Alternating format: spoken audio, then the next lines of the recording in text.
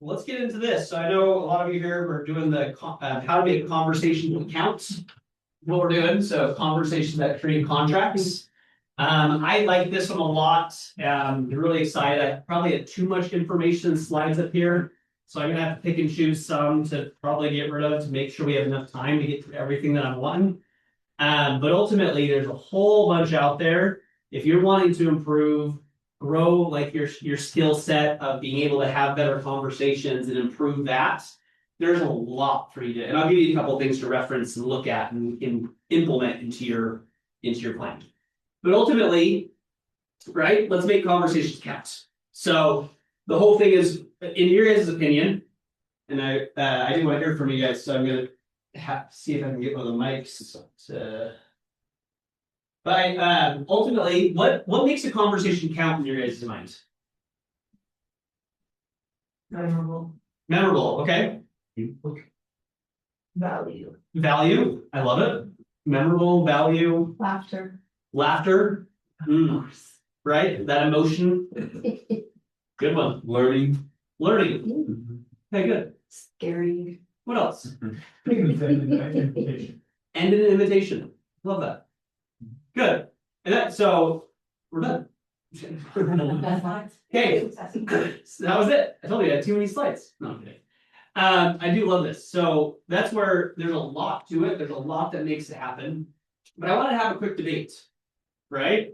So, what one is true? Number of leads is greater than deeper relationships, or deeper relationships is greater than number of leads? Yeah, deeper relationship first. What is true for me is the top one. What is true for you is the top one. Interesting. Okay, and I've heard mixed so far. Yeah, what's real for me is the bottom. What's real for you is the bottom. Okay, good. So it's kind of where are you at, maybe? So like which one is a greater number or which one is more important? What is the question?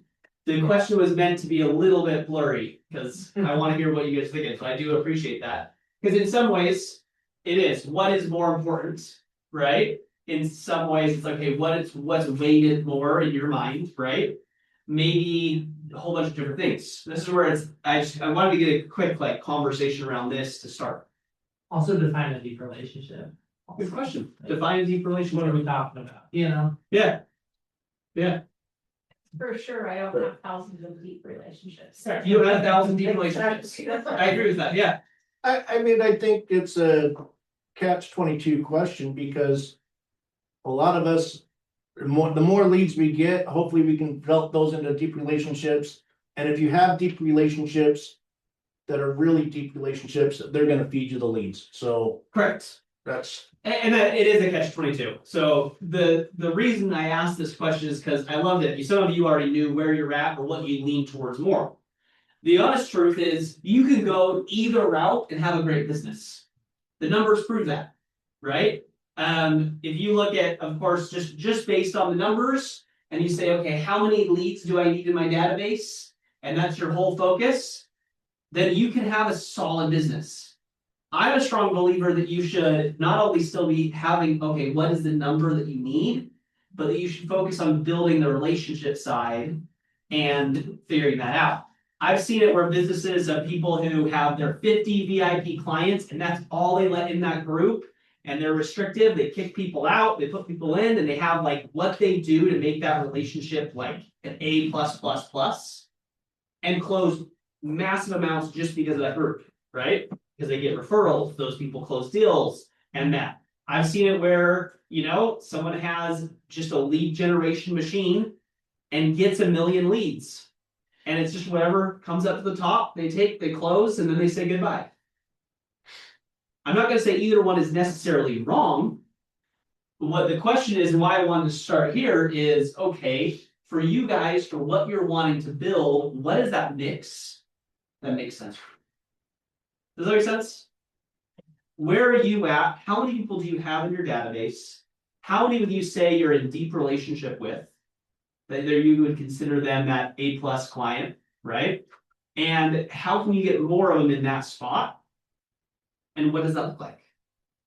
If you think about the 36 touch, if you think about all the stuff that we teach, that's kind of a lot of what happens in that way. of helping you get there. Okay, so going into that. That's where it kind of goes into the conversation piece of it. So the MRA mindset says, okay, success comes from doing the right activities, right? The 80-20 rule. So the right activities are what are going to get you there. Having those high quality conversations are going to help you get there even faster, right? So we're going to go through a couple scripts. Here's my first one and my favorite, and it's Gary Keller's favorite. That makes something, but hello. Yeah, you knew it right when I said it. Dang it. Wasn't as funny. I'm just kidding. That's good. It's the best script, right? So how do you else do you start a conversation with someone? Right? How else? What? I was gonna vouch, like, even, so I built, during COVID, I was pretty young in the industry. I built my business with absentee owners. No idea who the people were. I ended those years with like half my database I'd never met in person. And some of them I'd never even talked to on the phone. It was text message. But like when I was cold calling these people, who I had no idea who they were, it's absentee owners, it's all numbers, right? Like, even if I'm doing a cold call like that, I'm like, and the scripts don't usually explicitly say to do this, right? But I'm always like, hey, is this so and so? Do you still own property of this? Cool. How's it going today? You know, and that was like my opener. Cool. How's it going? And it worked well. Love it. Right. So hello. Like I've been talking with other agents who they're just like, yeah, like I now walk, anywhere that I go and say hi to somebody just to make sure I have an extra contact out in the world. Right. So I thought that was a great one. Right. Here's the next one that we talked about here and there. So if you haven't heard these two, it's either the Ford or the frog method. Right. Either way, it's Ford or frog, whatever you want, but they're the same, just a little, they're the same. The F is for family and friends. Right? The O, who knows what it's for? Occupation, Occupation. Yep. The R, recreation. recreation. Good, you guys know this. And the D or G, Dreams, goals. dreams or goals. Goals. Yep. What was So- I gonna say? I don't wanna venture a guess out loud. Yeah, makes sense. We'll keep that inside of your head. Inside thought. I love it. Okay, this right here though, ultimately is asking questions to get to know how they're doing. Right? Between these two scripts, I'm a strong believer that you have all the scripts now that you need to go talk with 90% of your conversations. What I mean, disagree with this? Good start. Great start.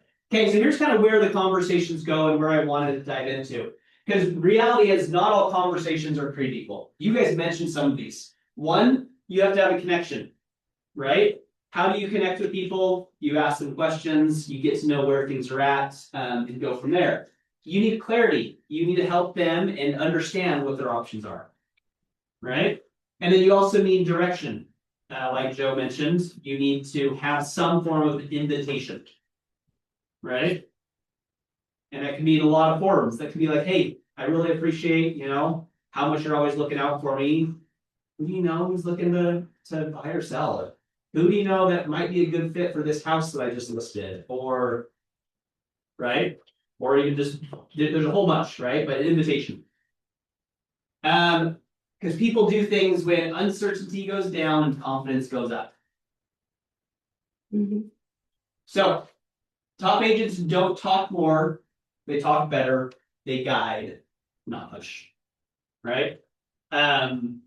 So here's kind of a few of them. I'm going to go into words matter. The right words make people feel safe to move forward. So that's kind of where one of the spots I want to talk about, right? I know a lot of you have gone through, we've had conversation mastery and talked about Phil Jones. Some of you have attended his digital class, going through his sets of cards and his questions and being able to learn that. If you haven't come yet, that is one of the ones we do every single week. Huh? Yeah, what, Rebecca? No. So, but here's kind of the big part about what Phil Jones teaches. And I love this. The more I think about this, the better the conversations that I have with my clients, with my friends, with my family are. He says there's three things that you need. One, you need the courage. The courage to be asking the questions, the courage to be present, the courage to have that action, right? You also need to be in the conversation with empathy, right? Having it so that you can be relatable, having it so that you can be there for what they're talking about. And then the biggest one that he talks about the most is curiosity. So curiosity is what helps you to really widen that gap and know with certainty and have the context of what's going on. So context creates certainty. So the more you can understand about what's going on, the better you get there. When I was in a meeting and got to be in person with Phil Jones, it was fun chatting with him because he asks, like, you're having such a good in-depth conversation, his eye contact, everything he's doing is so cool. And he just keeps on asking questions. You don't feel awkward whatsoever because I think he's just so good at it. I feel like when I'm having it, I have to like remind myself, I need to ask any questions. Right? And then I'm like, then you have that like, limiting belief, like, oh, but then they're gonna fill this, that, or whatever. But it's like, I'm like laughing because then I'm like, man, when I'm in the room with Phil Jones and he's talking to me and asking me questions, like he asks way more questions than I have before, right? And kind of going through that. But asking those questions, and he said you should, after you feel like you know the answer, you should ask at least 2 more questions. Which I thought was really fascinating. Because how quickly, I mean, we're all smart in this room, right? How quickly do we come to that conclusion that we know the answer because of what they said? Sometimes before they open their mouth. Or being nice, right? It's like, oh, you need to sell. Here's the plan. Right? So how do we ask those better questions, those more questions to understand more and really be able to build this all together? Because in the middle of this is where you get trust. So by asking more questions, having more empathy, and have taken the action is where you build trust with who you're working with. So that's what Phil Jones says. Anyone had a chance to read this book yet? Sweet. Oh, it's gonna be. This book is awesome. So good. The fun thing is, it has a whole bunch of little nuggets in there. Like it's the 5 types of wealth. I know I talked with you some of you about it probably a couple weeks ago, and I was talking about adding up how many more times you're going to be living with someone. Like so, it's like, hey, if you go visit your dad, and you only get to see him once a month, you can actually calculate how many more times you're going to see them, and how daunting that number is, and like those relationships. That was one of the wealth pieces, was relationships. The cool part is then he goes into a really awesome segment about relationships and communication.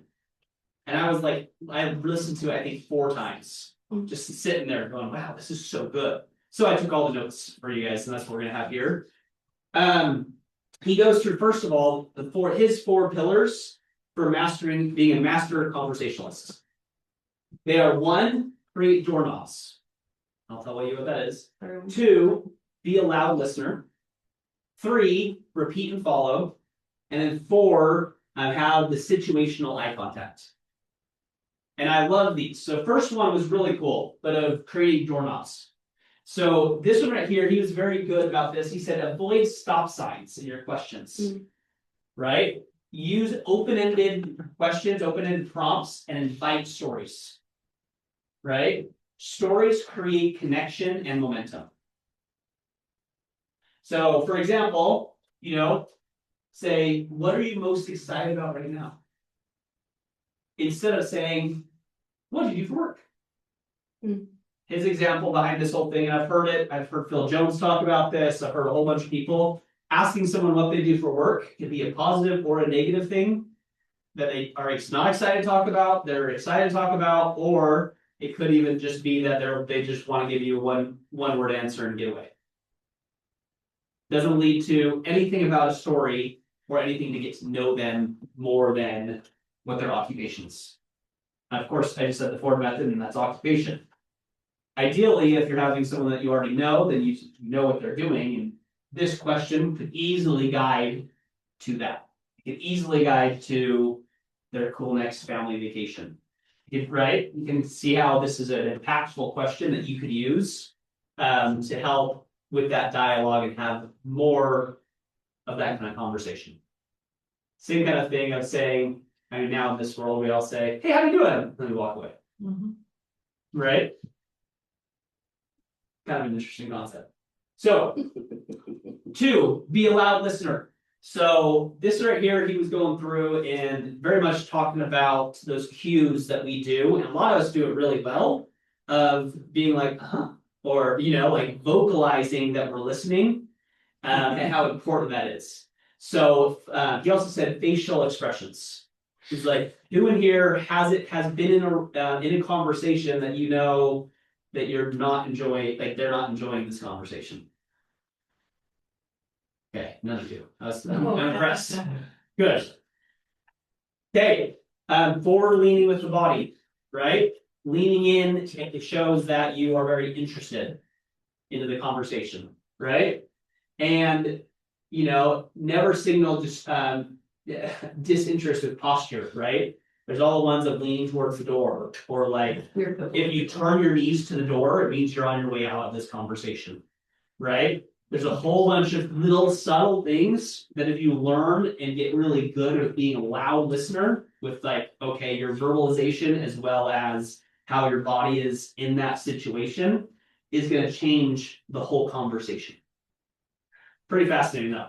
I do enjoy it when I'm having a recruiting appointment and I can see that their knees are pointing towards the door. And I'm like, all right, we're going to wrap this conversation up. Right? Yeah. Yep.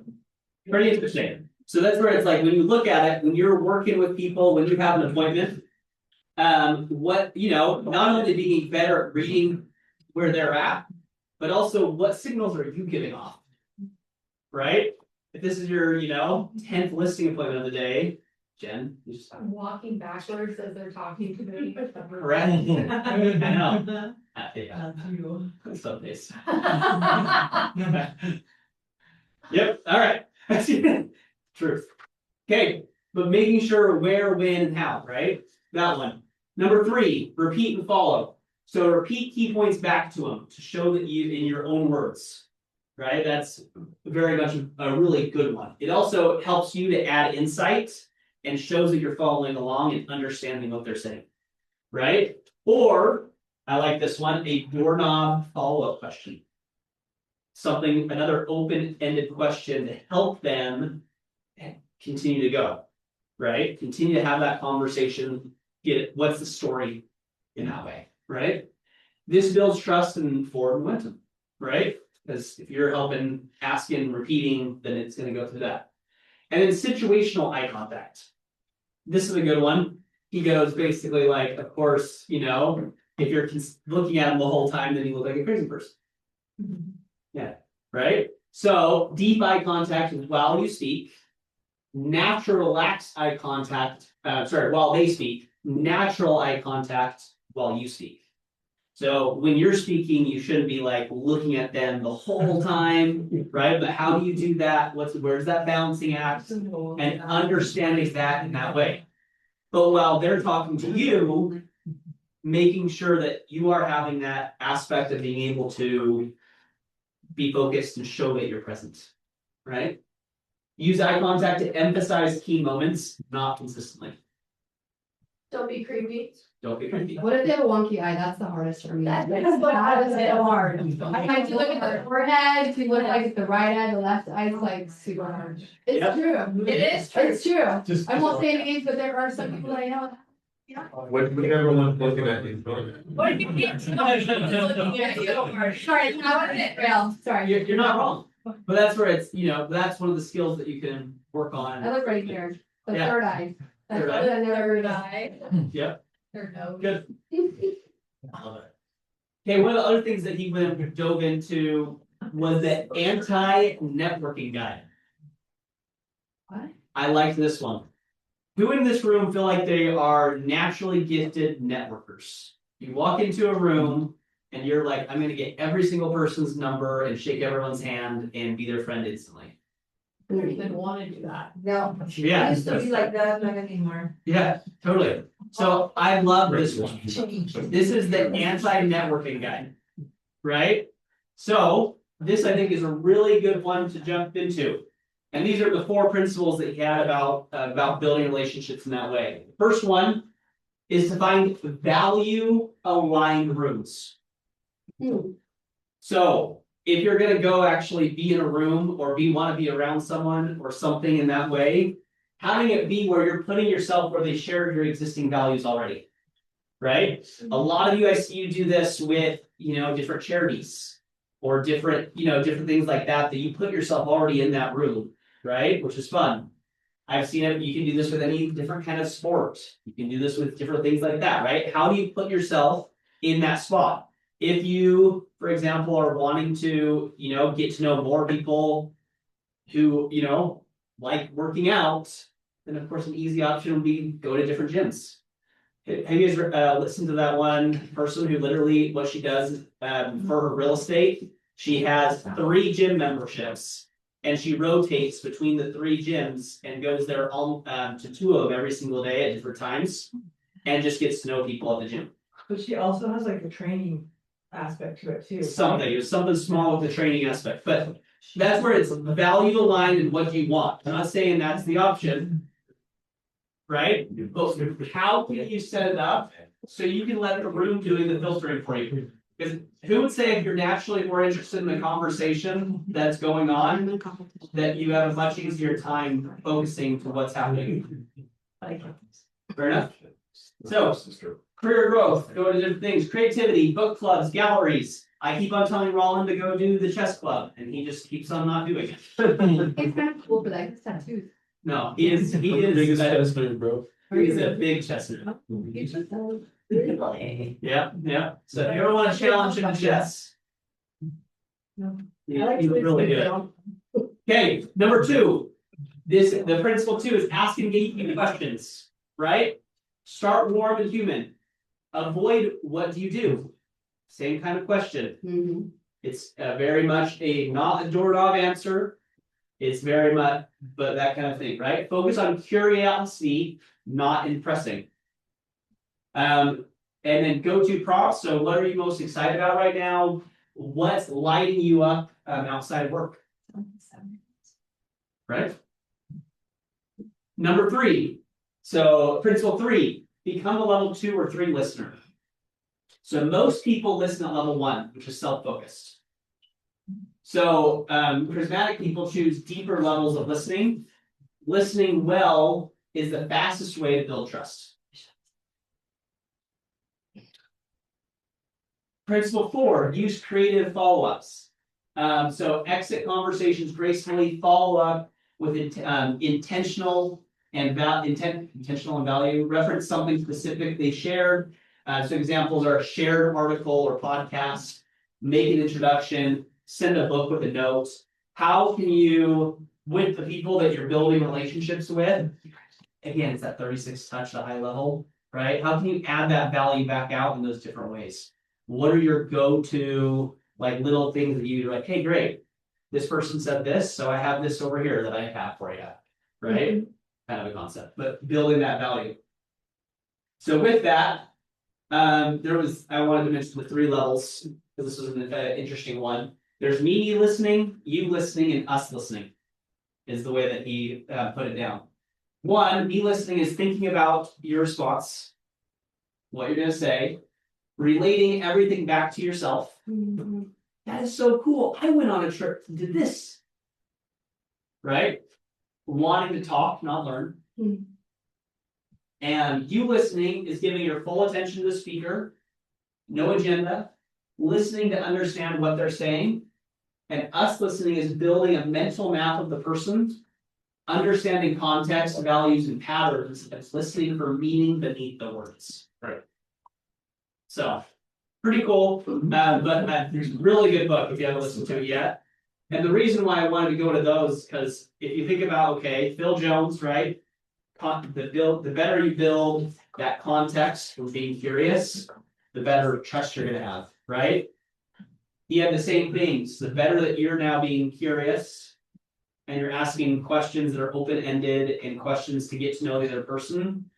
The faster, more momentum you're gonna have in that relationship, right? Ultimately, none of this is rocket science.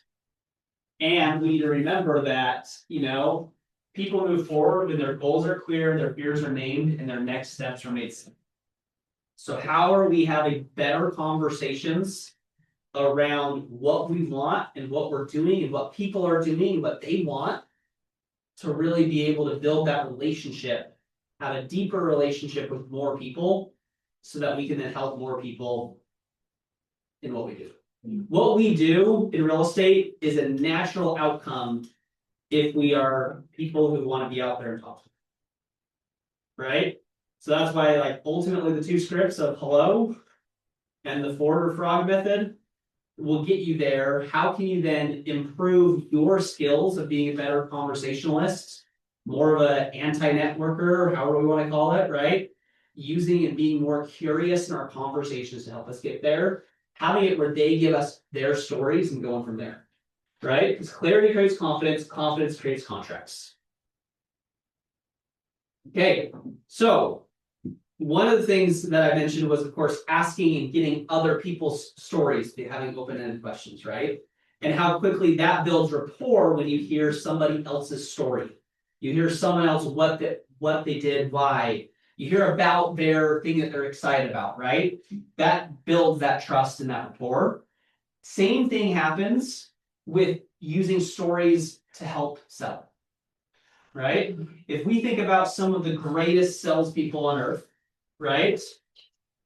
Yeah, there's a good example. So, there's a lot of them. They taught through stories, right?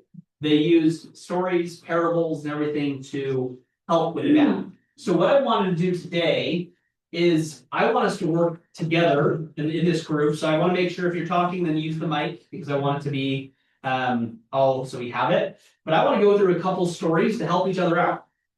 So what we're going to do is we're going to create our story bank. We're going to use the next 10 minutes to get some stories so that you can fill up your story bank. Because does it have to be your story in order to use it to overcome an objection or show something in a way? No. You can say, yeah, I had something like that, right? Or the office had this or whatever, however you want to word it. Here's some of the scenarios that come up. Ultimately, what I want is we have a lot of great experienced agents in the room. I want to hear some of your stories that have happened that maybe you use right now to help overcome some objections, or maybe you don't, but you'd be like, that would be a good story to use in a way to help someone, right? I'm not going to read through them all because I have 4 slides of them, right?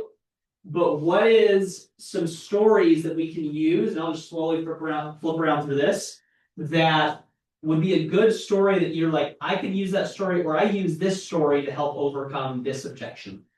And I'd love for us to learn from each other on what are some stories that you have in your arsenal, and let's grow all of the story bank together, right? What are you going to use? So, questions, ones?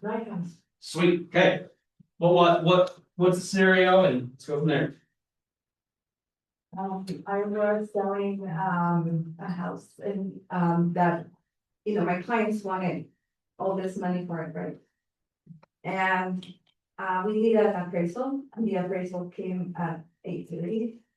We got an offer for 790. They were pretty offended. They didn't want to sell it, and we waited, and we had to drop the price to 750.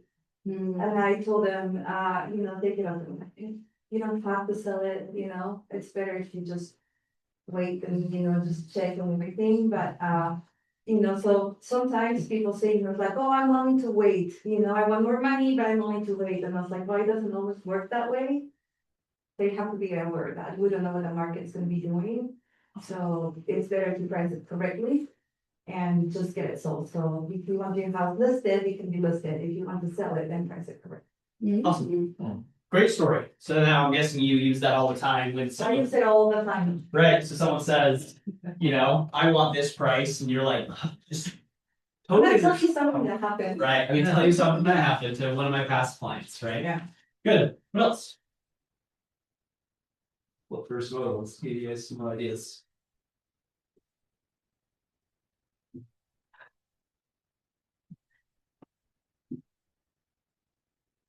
I don't know how good this is, but it's a good story for me.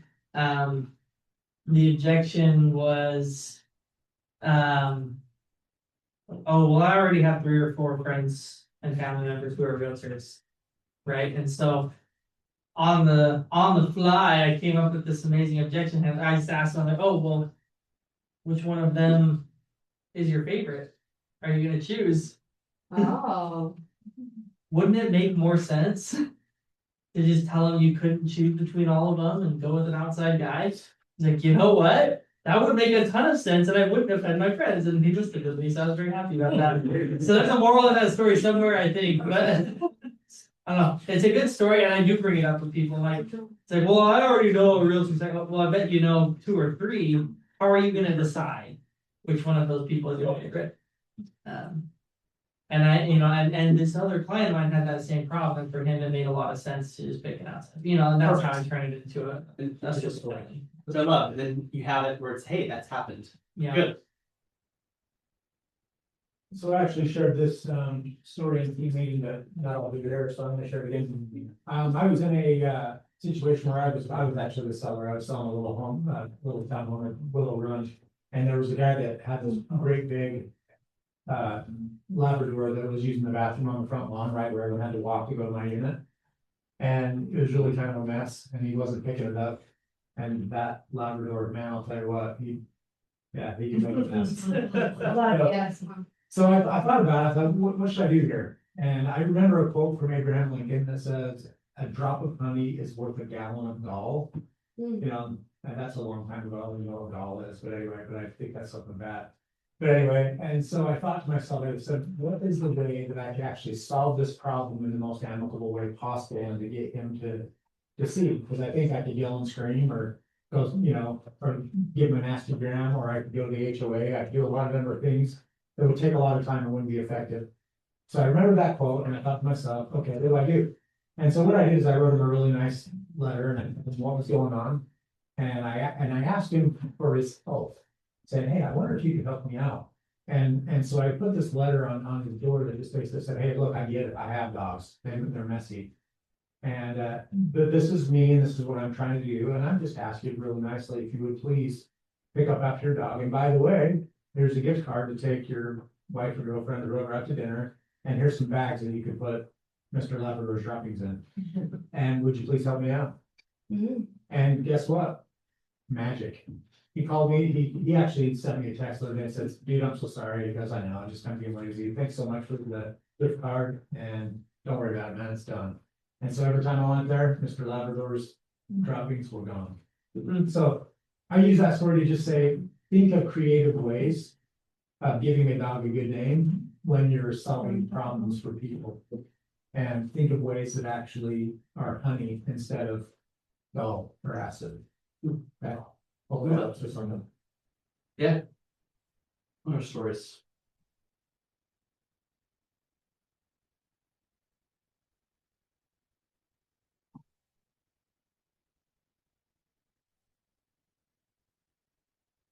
So stories have a huge power, and you can, like, by using it where it's a story of something that happened in the past, right? Makes it much more relatable rather than saying this happened, right? Because Or people listen to stories. people listen to stories. People want to, they're curious.